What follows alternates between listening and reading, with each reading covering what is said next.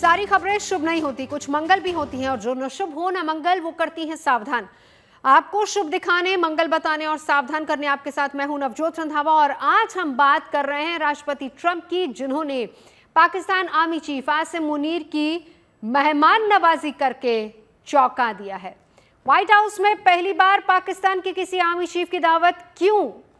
आतंकवाद पर पाकिस्तान को फटकार लगाने वाले ट्रंप उस जनरल पर क्यों मेहरबान है जिसे भारत पहलगाम हमले के लिए जिम्मेदार मानता है? ऐसे में सवाल कई हैं जिनके जवाब आज तलाशेंगे, समझेंगे कि ट्रंप ने जो लंच दिया है क्या उसकी भारी कीमत पाकिस्तान को चुकानी पड़ेगी। कहीं ऐसा तो नहीं कि ट्रंप का प्लान पाकिस्तान के रास्ते ईरान में सेना भेजने का है? तो क्या पाकिस्तान अमेरिकी डॉलर के लालच में ईरान को धोखा देगा? आज ईरान में ट्रंप की रणनीति पर भी चर्चा करेंगे और आखिर में बात होगी भारत के ऑपरेशन सिंधु की, जिसके तहत ईरान में फंसे छात्रों को देश वापस लाने का सिलसिला शुरू हो चुका है। फिर बात करते हैं डोनाल्ड ट्रंप के बदले हुए जज्बात से। अपने पहले कार्यकाल में ट्रंप ने पाकिस्तान को मिलने वाले सैन्य फंड को रोककर सख्त रवैया अपनाया, लेकिन अब वही ट्रंप पाकिस्तान के लिए प्यार जता रहे हैं, उसके आर्मी चीफ को व्हाइट हाउस में खाना खिला रहे हैं।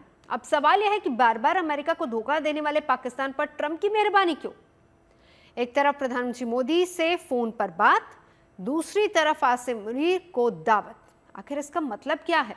आइए समझते हैं इस रिपोर्ट में।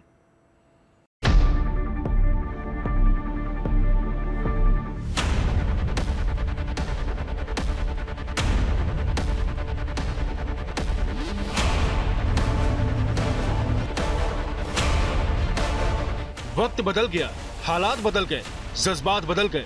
व्हाइट हाउस में आसिम मुनीर की एंट्री वाली ये तस्वीरें देखने के बाद अब देखने को क्या ही रह गया। पाकिस्तान का जिहादी जनरल और अमेरिकी राष्ट्रपति का मेहमान, ऐसा तो पहले कभी नहीं हुआ। व्हाइट हाउस में दावत पर मेहमान नवाजी खुद ट्रंप करे, इसकी कल्पना तो खुद मुनीर ने भी नहीं की होगी। लेकिन वो ट्रंप ही किया जो दुनिया को हैरान न कर दे। So I was honored to meet him today. तय कार्यक्रम के मुताबिक ट्रंप ने मुनीर से बंद कमरे में मुलाकात की। कैबिनेट रूम में साथ बैठकर लंच किया। मीडिया को इस मुलाकात से दूर रखा गया। लेकिन जब मध्य पूर्व में भयानक जंग हो रही है, ईरान और इजराइल आमने सामने हैं, मुनीर के साथ ट्रंप की मुलाकात के मायने निकाले गए। सवाल उठे कि क्या बंद कमरे की बातचीत ईरान को लेकर थी? With the chief of staff of the Pakistani army, did you talk about Iran? Did that come up? Is there anything you can share from that meeting? Yeah, well, they know Iran very well, better than most, and they're not happy about anything. It's not that they're bad with Israel. They know them both, actually, but they probably, maybe they know Iran better, but they see what's going on, and he agreed with me. Trump की पहेलियों वाली भाषा का मतलब समझना आसान नहीं। मुनीर से मुलाकात का एजेंडा न छिपाया न बताया, अटकलबाजियों के लिए छोड़ दिया। हाँ, आसिम मुनीर की तारीफ में कोई कोर कसर नहीं छोड़ी। भारत पाकिस्तान के बीच जंग रोकने का क्रेडिट खुद तो ट्रंप लेते ही रहे। इस बार सीज फायर के लिए मुनीर की भी तारीफ की। He agreed with me. Reason I had him here, I wanted to thank him for not going into the war, just ending the war, and I want to thank, as you know, Prime Minister Modi just left. Just a little while ago, just left. लेकिन सवाल अपनी जगह है कि जब आज तक पाकिस्तान के किसी आर्मी चीफ को व्हाइट हाउस नहीं बुलाया गया, तो ट्रंप को इसकी क्या पड़ी थी? वैसे तो जनरल परवेज मुशर्रफ समेत पाकिस्तान के कई सैन्य तानाशाह अमेरिकी राष्ट्रपति के मेहमान बन चुके हैं, लेकिन वो पाकिस्तान के राष्ट्रपति भी थे। मुनीर पहले हैं जो आर्मी चीफ के तौर पर व्हाइट हाउस पहुंचे हैं। शायद इसकी एक वजह यह भी है कि मुनीर ने ट्रंप को खूब मक्खन लगाया। मुनीर ने इस मुलाकात से पहले ट्रंप को नोबेल शांति पुरस्कार देने की मांग की। भारत और पाकिस्तान के बीच संघर्ष विराम करवाने का क्रेडिट दिया। तमाम मोर्चों पर नाकाम ट्रंप की तमन्ना शांति का नोबेल पुरस्कार जीतने की है। और ट्रंप को इस बात का मलाल भी है कि बार बार दावा करने के बावजूद भारत पाकिस्तान संघर्ष रुकवाने का क्रेडिट उन्हें नहीं मिल पा रहा, खबर नहीं बन पा रही। I stopped a war between Pakistan. I love Pakistan. I think Modi is a fantastic man. I spoke to him last night. We're going to make a trade deal with Modi of India. But I stopped the war between Pakistan and India. This man was extremely influential in stopping it from the Pakistan side, Modi from the India side, and others. And they were going at it, and they're both nuclear countries. I got it stopped. I don't think I had one story. Did I have one story written about it? I stopped a war between two major nations, major nuclear nations. I don't think I had a story written about it, but that's okay. दुनिया जिस वक्त विश्व युद्ध की आशंका से डरी हुई है, ट्रंप के दिमाग में क्या चल रहा है कोई नहीं जानता। लेकिन इस वक्त मुनीर को न्योता देकर ट्रंप ने एक बड़ा इशारा कर दिया है। जानकार मान रहे हैं कि ये मुलाकात अमेरिका की पुरानी नीति की वापसी का इशारा हो सकती है, यानी ट्रंप की कोशिश भारत और पाकिस्तान के साथ संतुलन बनाए रखने की हो सकती है। मुमकिन है ट्रंप को पाकिस्तान से जो फायदा नजर आ रहा है उसके लिए वो पाकिस्तान के आतंकी कनेक्शन को नजरअंदाज करने के लिए तैयार है। जानकार मान रहे हैं कि ट्रंप की पाकिस्तान में रुचि महत्वपूर्ण खनिजों और क्रिप्टो से लेकर बढ़ी है। हो सकता है कि अमेरिका की मंशा पाकिस्तान में अमेरिकी सैन्य अड्डा स्थापित करने की हो, और क्योंकि पाकिस्तान में सही मायनों में सत्ता आर्मी के हाथ में है, इसलिए शहबाज शरीफ की बजाय ट्रंप ने मुनीर से डील करना ही ठीक समझा। लेकिन क्या मुनीर को जो दावत मिली है उसकी बड़ी कीमत पाकिस्तान को चुकानी पड़ेगी? क्योंकि चर्चा यही है कि ट्रंप और मुनीर की मुलाकात की असली वजह ईरान है, यानी इस जंग में ट्रंप पाकिस्तान को मोहरा बनाने की तैयारी में है। Bureau report, good news today. America पहले भी अपने हितों के लिए पाकिस्तानी जमीन का इस्तेमाल करता आया है। इसके बदले पाकिस्तान की हर तरह से मदद भी करता रहा है। तो क्या इस मदद के एवज में ट्रंप मुनीर को ईरान के खिलाफ इस्तेमाल करना चाहते हैं? चर्चा है कि ट्रंप पाकिस्तान के रास्ते ईरान में सेना भेजने का मन बना रहे हैं। दावा तो यहां तक किया जा रहा है कि ईरान की परमाणु सामग्री को पाकिस्तान शिफ्ट करने का प्लान है, और इसका सीधा मतलब ये है कि ट्रंप के समझाने पर मुनीर ईरान को धोखा दे सकते हैं। समझिए इस रिपोर्ट में।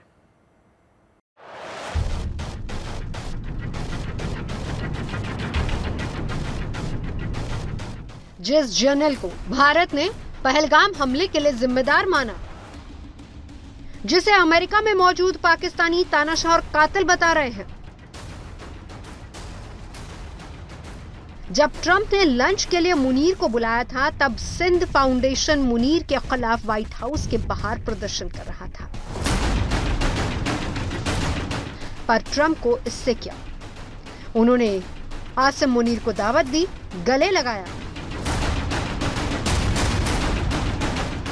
कभी आतंकवाद पर पाकिस्तान को फटकार लगाने वाले ट्रंप की भावनाएं अचानक क्यों और कैसे बदल गई, इसे समझना मुश्किल है। लेकिन एक बात पानी की तरह साफ है कि ईरान की लड़ाई इस वक्त जहां उलझी है उसमें देर सबेर अमेरिका की एंट्री हो सकती है, और इसके लिए अमेरिका को पाकिस्तान की जरूरत है। पेंटागन के पूर्व अधिकारी माइकल रूबिन का दावा है कि अमेरिकी फौज पाकिस्तान से ईरान के भीतर दाखिल हो सकती है। अमेरिकी फौज यह कदम ईरान के परमाणु ठिकानों को तबाह करने के बाद उठा सकती है, और जब अमेरिकी फौज ईरान के परमाणु सामग्री पर कब्जा करेगी तो उसे ट्रकों के जरिए पाकिस्तान लाया जा सकता है। If Iran's nuclear program is going to be eradicated, it may take infiltration of U.S. forces, special forces, and we may be gaining permission for that. If we are going to truck out Iran's nuclear supplies following the conclusion of hostilities, those supplies need to go somewhere. And so perhaps there's some discussion that Pakistan could receive those supplies. Again, what sounds good in a situation room or a foreign ministry boardroom, conference room, doesn't necessarily make sense in reality. There is no way that Pakistan should be paid for cooperation or should be the recipient of any Iranian nuclear enriched material. America Iran की परमाणु सामग्री पाकिस्तान के हवाले कर देगा, ये फिलहाल अभी दूर की कौड़ी है। लेकिन मुमकिन है कि आसिम मुनीर को अपनी साइड करने के लिए ट्रंप ने ईरान और पाकिस्तान की पुरानी रंजिश याद दिलाई हो। मुमकिन है ये भी समझाया गया हो कि शिया ईरान का एटम बम सुन्नी पाकिस्तान के लिए खतरनाक हो सकता है, और इसमें भी हैरत की बात नहीं कि ट्रंप की दलील मुनीर की समझ में आ गई। I lived in Iran shortly after the 1998 Pakistan nuclear tests, and most Iranians at the time thought those tests were directed at Iran itself. Iran युद्ध किस दिशा में जाएगा ये फिलहाल तय नहीं है, लेकिन ट्रंप का प्लान अगर ईरान की परमाणु सामग्री और उच्च स्तर पर संवर्धित यूरेनियम पर कब्जे का है तो उसे सुरक्षित रखने की सबसे मुफीद जगह पाकिस्तान ही हो सकता है। इतना ही नहीं, कयास तो वैसे ये भी लगाए जा रहे हैं कि ईरान की घेराबंदी में भी पाकिस्तान अहम भूमिका निभा सकता है। अमेरिका की जंग में एंट्री हुई तो यहाँ से अमेरिका के लड़ाकू विमान उतरेंगे, ठहरेंगे, ईंधन भरेंगे और हमले के लिए उड़ान भी भरेंगे। इसमें मुनीर और उनकी सेना अमेरिका को पूरी मदद कर सकती है। President Trump is enamored with generals. We've known that since his first term. Second of all, it's reality that Asim Munir has more power than the Prime Minister of Pakistan. That's always been the case with the Pakistani military and specifically with the ISI. पर Trump के इस plan में एक पेच है। मुनीर ने अपने इस अमेरिकी दौरे में लोगों को संबोधित करते हुए ईरान को अपना समर्थन दिया, जंग जल्दी रोकने की मांग की। अब अचानक मुनीर यू टर्न लेंगे और ईरान के खिलाफ जाएंगे तो मुस्लिम देशों में पाकिस्तान की बची खुची साख भी चली जाएगी। मगर मरता क्या न करता, ना तो मुनीर और ना ही पाकिस्तान के हुक्मरान इस हालात में हैं कि ट्रंप को इनकार कर सके। और मुनीर ने वैसे भी व्हाइट हाउस का नमक खाया है, कीमत तो चुकानी ही पड़ेगी। Bureau report, good news today.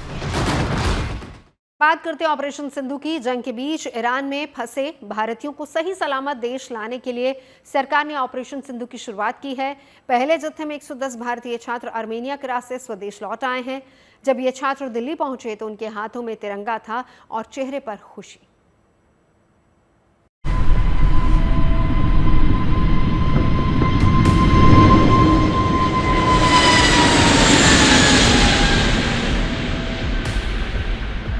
नमस्कार देवी और सज्जनों, नई दिल्ली की इंदिरा गांधी हवाई अड्डे में आपका स्वागत है। कृपया अपनी कुर्सी की पेटी बांधे रखें और विमान के पूरी तरह रुक जाने तक अपने स्थान पर बने रहें।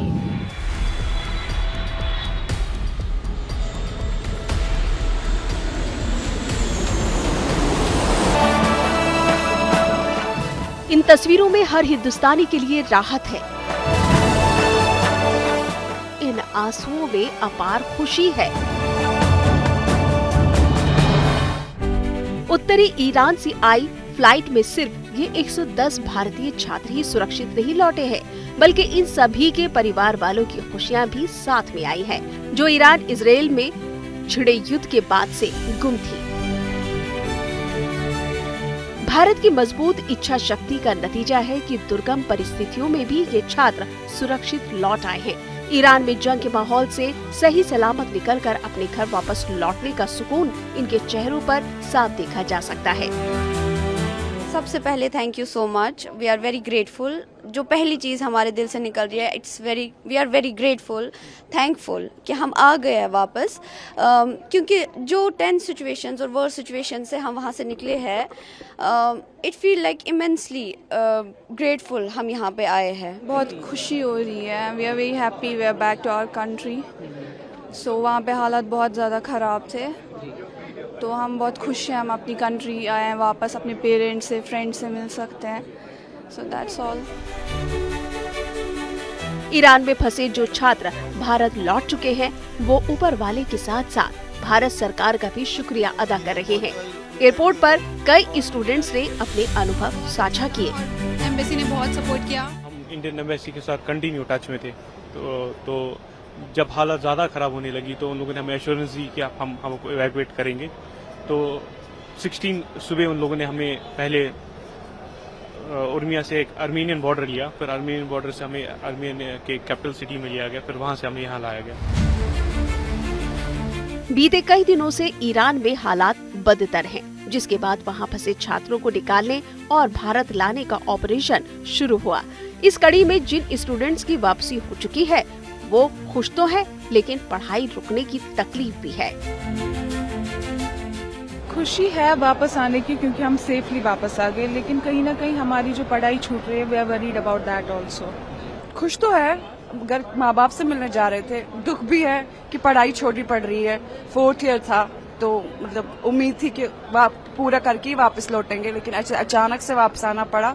उस बात की दुखी है, लेकिन खुश है कि अपने माँ बाप से मिलेंगे, क्योंकि जो माहौल वहाँ देखा था उस हिसाब से लगा नहीं था कि ऐसे घर कभी जा पाएंगे, घर वालों से मिल पाएंगे। वापस जाना चाहेंगे ईरान? अपनी पढ़ाई तो कंटिन्यू करनी है, पढ़ाई कंटिन्यू। तो जंग देख के डर नहीं लग रहा? तो अब गॉड से ही प्रे करते हैं कि सब कुछ ठीक पीसफुल हो जाए, तो हम भी अपनी जर्नी खत्म करें। Thank you very much. Thank you. तो ये ईरान से लौटा एक भारतीय विद्यार्थी थे जो वहाँ पर मेडिकल की पढ़ाई कर रहे हैं, और साफ तौर पर ईरान से वो अभी लौटे हैं मिशन सिंधु के ज़रिए। जो 110 विद्यार्थी हैं, ख़ास तौर पर जो मेडिकल की पढ़ाई करने के लिए ईरान गए हुए थे, उनको जो है वतन वापसी के लिए यहाँ बुलाया गया। और ज़्यादातर जो विद्यार्थियों के हाथ में हमने भारत का झंडा देखा। सरकार का तो वो शुक्रिया कर रहे हैं, पर कहीं ना कहीं एक अरमा अभी भी उनके मन में है कि वो फिर ईरान लौट सकें और अपनी पढ़ाई पूरी कर सकें। भारत सरकार ने ईरान में फंसे भारतीय नागरिकों की सुरक्षित वापसी के लिए ऑपरेशन सिंधु की शुरुआत की है। इस अभियान की पहली कड़ी में 110 भारतीय छात्रों को उत्तरी ईरान से सुरक्षित निकाला गया। इसमें ज्यादातर मेडिकल के छात्र छात्राएं हैं। दिल्ली एयरपोर्ट पर खुद विदेश राज्य मंत्री कीर्तिवर्धन सिंह ने छात्रों का स्वागत किया। जितने भी हमारे देश के लोग हैं ईरान में, उनको सबको सेफली ले आने का हम लोगों की बहुत बड़ी जिम्मेदारी है, और उसको हम लोग पूरा करेंगे। हम लोगों के पास और भी हमारे प्लेन्स तैयार हैं। आज भी एक प्लेन जा रहा है फिर से यहाँ तुर्कमेनिस्तान, वहाँ से अपने इंडियन नेशनल्स को लाने के लिए। और जैसे जैसे हमारे ये नंबर्स और रिक्वेस्ट आया करेंगी, हम यहाँ से चार्टर्ड फ्लाइट्स भेजा करेंगे अपने नेशनल्स को वापस लाने के लिए। ईरान में न सड़कें सुरक्षित है, न घर सुरक्षित है। पूरा ईरान रण क्षेत्र में बदल चुका है। ऐसे मुश्किल माहौल में उन्हें निकाला गया। हवाई रास्ता बंद था, लिहाजा उन्हें पड़ोस के देश अर्मेनिया से लाया गया। वहां से फ्लाइट के जरिए दोहा और फिर वहां से दिल्ली लाया गया।